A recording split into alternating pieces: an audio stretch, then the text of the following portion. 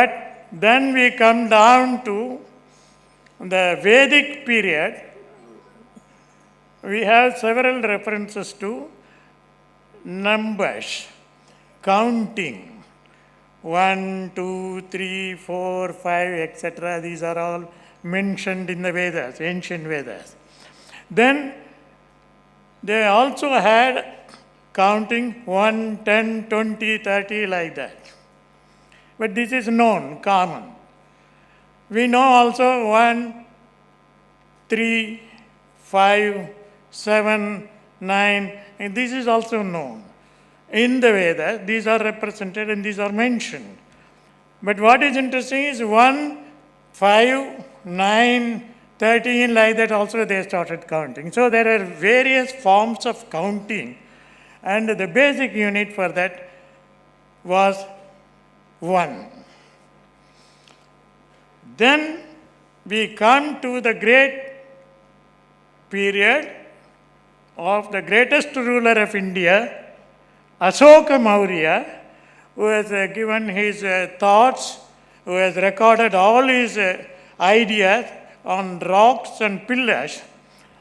And from that time onwards, we get representation of readable signs. The first one, number 1, is represented by a simple vertical stroke and a cross stroke, something like a cross. That represented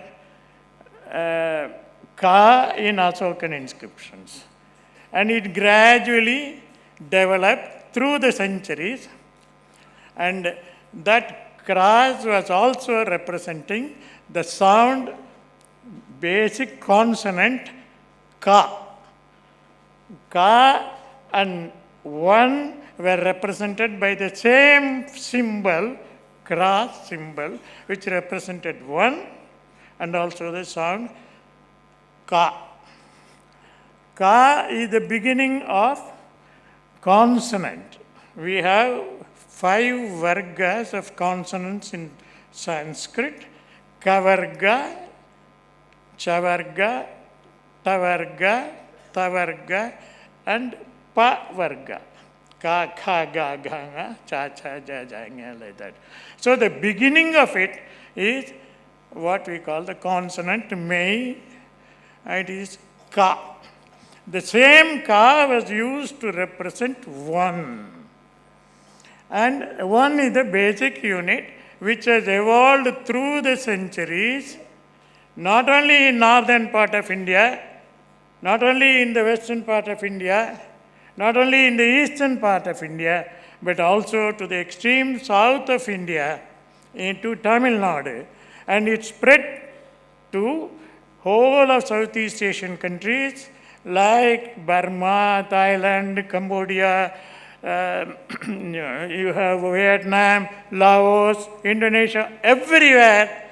It was the same symbol, Ka, that represented 1. It same represented the sound Ka also. So we have the same Ka, like a cross, that is found in earliest writing in Tamil Nadu also. And so there was no difference between North India and Southern India in writing. Then we get gradual curving of this cross through the centuries, and these are all recorded in our ancient inscriptions in Tamil Nadu as it is recorded in northern part also. There is no difference between northern part and southern part in writing, which was called Brahmi. The script was called Brahmi, and we have this introduction of this script. But there is one other aspect, that is the basic unit for movement in dance is called Tala. One basic unit, then they may call it half or 2 and so on.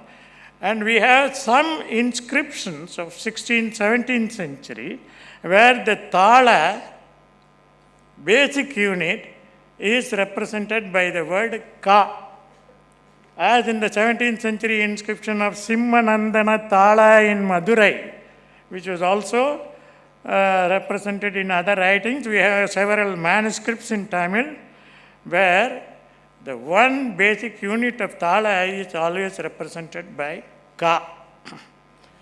We have some two interesting factors in southern part of India, particularly in Tamil Nadu, how they progressed. There is a beautiful poetic form in Tamil, both in the Tevaram and also Divya Prabandham unit, where they started counting 1, 2, 2, 1, 1, 2, 3, 3, 2, 1, 1, 2, 3, 4, 4, 3, 2, 4, like this, progressive, right up to 7, and then they come back. And that basic unit is mentioned by the great singers, Tevaram singers, beginning with 1. And that 1 is what is represented here. Thank you so much, sir. Ka. That was a wonderful exposition of Ka. One last one, when they wanted to sing the greatness of God, encompassing the whole universe, the Tevaram singers say,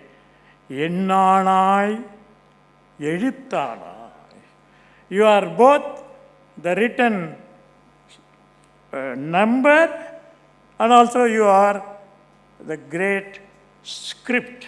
Ennanai Eduttanai. So, from ordinary ideas to the all-encompassing cosmic universe, we begin with Ka. Thank you very much for the opportunity. Thank you, sir. Thank you very much. Thank you. We talk about water. This is a photograph of the Veeranam Lake, which is near Chidambaram. It was excavated and created by man in the 10th century. A Chola prince, Rajaditya, was camping with his army here and decided that the surplus waters of the river Kollidam would be better off being stored in a lake. 11 kilometers long, 4 kilometers wide. This is a man-made lake and it remains full for most of the year. Created in the 10th century. And then in the 1960s, I think we all know what happened. There was a scheme to get it to Madras. I will not dwell too much on it except to tell you that an entire generation grew up inside the concrete pipes that were meant to bring water. But we will leave it at that. And then it was only till a few years ago that the water finally came. But 80 to 150 million liters of water per day is obtained in Chennai thanks to a lake that was dug in the 10th century. In the 19th century, Arthur Cotton, the famous engineer, came to Tamil Nadu and studied this particular tank. Except for desilting, no major work had ever been done on it during that long period. And he said it was still intact. There was hardly any repair work that had to be done on this particular tank. A tank dug in the 10th century. You compare that with what we have done in Chennai itself. Till the 20th century, you had on the western side of Mount Road, where you've got TiECON today, there was no TiECON. There was no city on the western side of Mount Road. You had a tank called the Long Tank of Mylapore. Why? Because Mylapore was the biggest village that was closest to that particular tank. 77 acres of tank. And then the government decided that it is best that the tank is filled up and a housing colony is created on it. So in 1917, work began on draining that tank. And by 1920-21, you had Tyagaraja Nagar coming up on top of that tank. Which is why even now when you go there, you will find Tank Bund Road, Lake View Road. Where is the lake? There is no lake. Now the funny thing is, every time the long tank of Mylapore filled up, the water used to come through a system of under sluices below the surface and fill up a tank in Mylapore that was known as the Aratha Kuttai.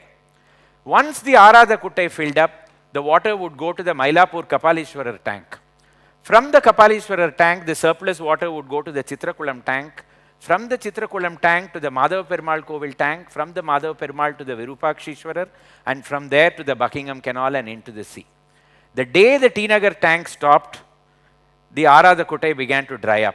We converted that into Nageshwara Rao Pantulu Park. which is why today, when you go to that park, you climb so many steps down to get into the park. The reason is it was a tank at one point of time. There is no water. And then Kapalishwara tank still filled up because the PS High School ground was empty and the water was coming from there. But it is our job to prevent water from coming anywhere. So we put up Maniammai textiles exactly on top of the place where the water was coming into the Kapalishwara temple tank. So the tank dried up. Then somebody said, "Edukku sir kaaliya idam irukku, bus terminus ah maathidalame. Illata laser show வைக்கலாமே. நம்ம heritage பத்தி என்ன heritage sir, தண்ணியே இல்லாத போது என்ன heritage வேண்டி கிடக்கு. We will have a laser show. Fortunately, Chief Minister of that time and as of now created the rainwater harvesting scheme, said that it was compulsory for everybody. Water came, the tank filled up. But it is not enough to just have one Kapalishwara tank filling up with water.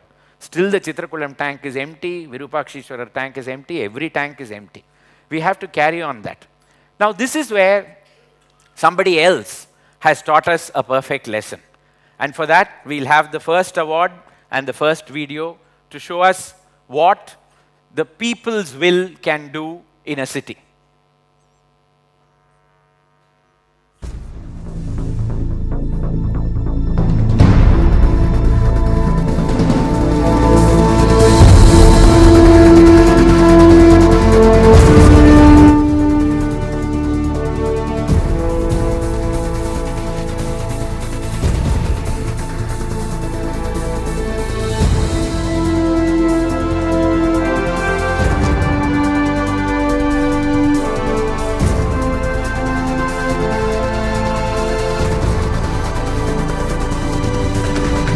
Failure of monsoons for a couple of years in 2001-2002 made drinking water scarce in Coimbatore city.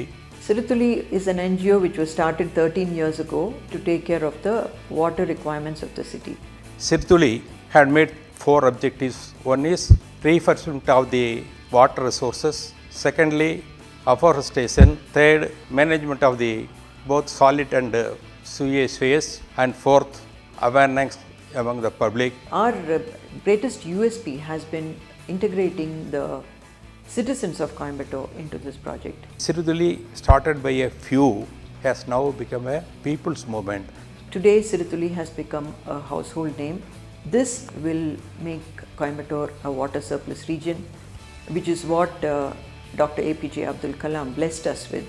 We are sure that in course of time, we should be able to make the Coimbatore a clean and green Kobe.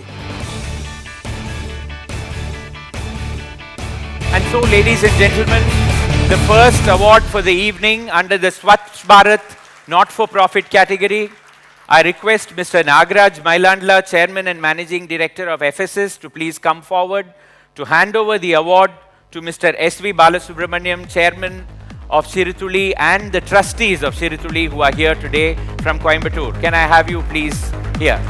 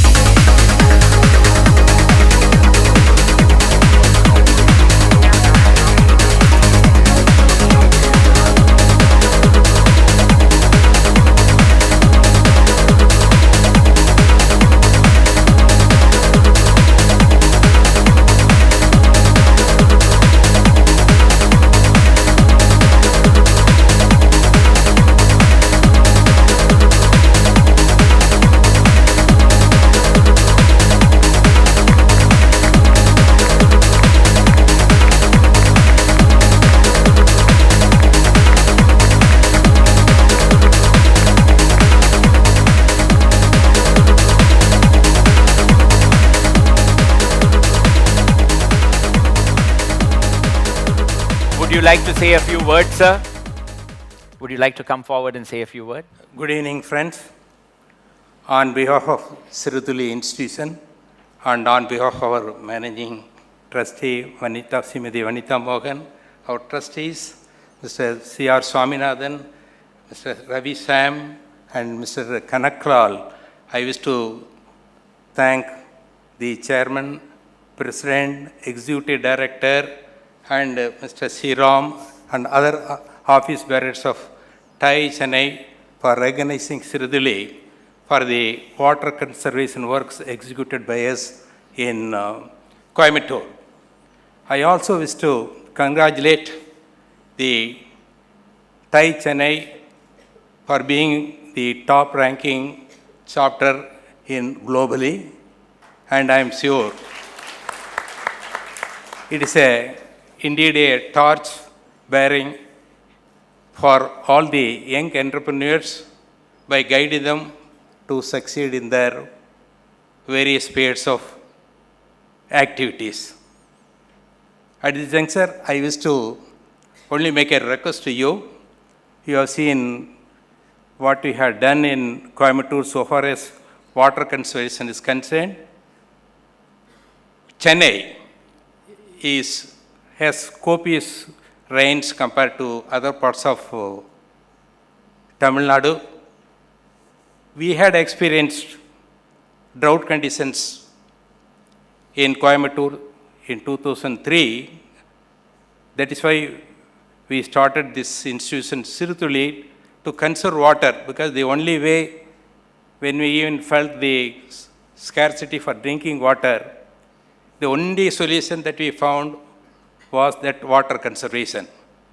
We have desilted 8 tanks in a surface area of 1,100 acres, which have a capacity to hold about 230 million cubic foot of water.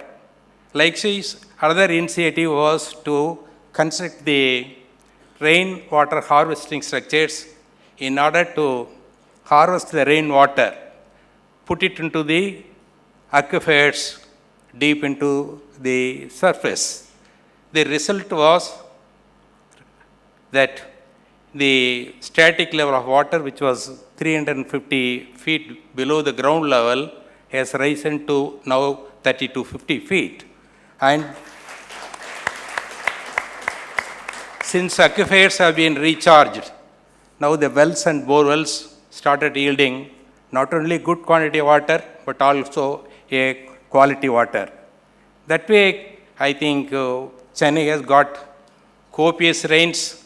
You should be able to put up TiE as a major organization, involve all the corporates. You can put up rainwater harvest system, because we know when we are traveling during rainy days, near the Raj Bhavan, we can even swim to the extent the water is there, flowing is there. You can now put up rainwater harvesting system, thereby enormous quantity of water you should be able to put into the aquifers. The CSR spending also allows such expenditure. Maybe the corporates, they can take 10, 20, 50 like that, and you can certainly put up a huge quantity of water into the aquifers. Thank you With so this, much, sir. I thank you very much. Thank you. Mr. Balasubramaniam spoke about the rains. I'm still getting dry after last year's rains. And you must all remember that Coimbatore always thinks a little ahead of Chennai, even though its corporation is called COMA, Kovai Managarachi. They still think a little ahead of what Chema is doing all these years. Now we come to the next part of our presentation. You see a venerable old gentleman over there with a lawyer's pair of ribbons, and I don't think that could be his hair. I'm quite jealous. I'm sure he must be wearing a wig. But this is Dr. Andrew Bell. Andrew Bell came to Madras in the 1750s. And once he came here, he saw something that fascinated him. And that was the fact that we had what is called the Thinnai Pallikudam. Everywhere that he went in the city, he found boys sitting on the Thinnai. The teacher was not teaching the students directly. A senior student was teaching the students. Then the next senior level student was teaching them, and so on. And it was only the senior most teacher who was teaching the senior most student. And therefore, with minimum effort, with just one teacher, an entire school that was having around 150 students at various levels could be taught. He found and he decided that this, what he called, was the Madras system of education. And he decided to take it back to England. Having gone back to England in the 1790s, he introduced the Madras system of education in Scotland, where he went and settled. And that is the monitorial system of schooling that we have even today. How many of us have grown up where there is a class monitor? One of our own students, and generally the biggest and the most hefty fellow will be selected as the class monitor. And அவனுக்கு படிப்பே வராமல் இருந்தாலும் சரி அவன் அடிச்சுடுவாங்கிறதுக்காக எல்லாரும் பயந்துன்னு அவன் சொல்கிறதெல்லாம் கேட்டுட்டு இருப்போம். So that was the monitorial system that came from the Madras system of education that Dr. Andrew Bell created. And so we come to the next category, which is the Dronacharya Award. And let us see what we have. Who is the winner of the Dronacharya Award?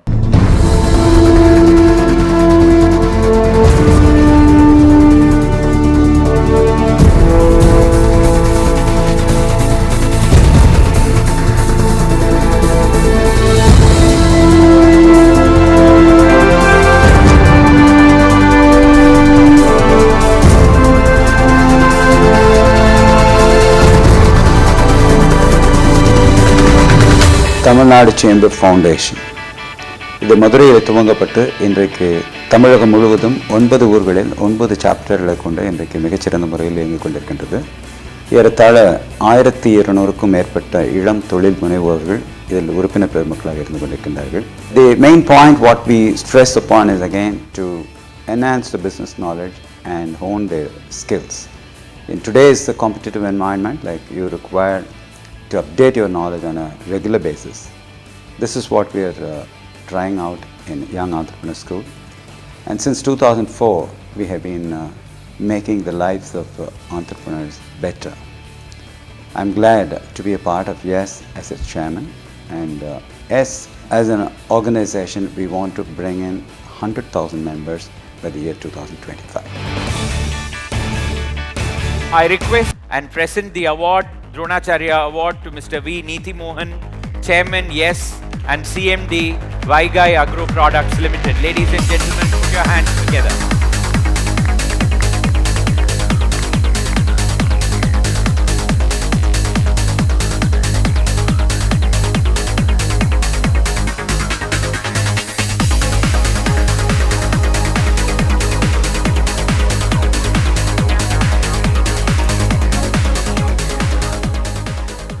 A few words from you, sir. Good evening, and I'm so honored to be here tonight and grateful to be the recipient of this wonderful award. I'd like to thank the Tamil Nadu Chamber of Commerce and Industry, as well the Tamil Nadu Chamber Foundation, which founded this Young Entrepreneur School, and I'm very thankful for me getting an opportunity to serve as its chairman since 2004. We started with 50 members, and today, as I said, we are with 1,200 members, 9 chapters across Tamil Nadu, and we want to go pan-India and across the globe. By the year 2025, we want to bring in 100,000 members in our fold. And I'm very grateful to Mr. Lakshmi. We would respectfully call him Lakshmi sir, for being a part and supportive to our organization. And I still remember Lakshmi sir talking on high-performing companies. He said the star performers should be recognized through disproportionately bigger bonuses, and also on taking away the non-performers. We in S as well, in my organization, we followed your advice, and we have attained great results. So thank you very much for your advice, and still, everything is lingering in our minds, right? And yes, is as fortunate as TiE to have Ms. Akila with us. She has been a great motivator, and today she has been a mentor to so many members of YES. I would like to thank Ms. Akila for being with us all along. And the list doesn't stay there. We have so many charter members of TiE supporting YES. I would like to mention the names of Mr. Maran, Mr. Jagan, Mr. RBK, Mr. Subra, our chairman of TiECON today, Mr. VC, Mr. Raja, and the list goes on and on. I'd like to thank all of you, and particular time, for giving me this great award. Thank you very much. Thank you, sir. Thank you.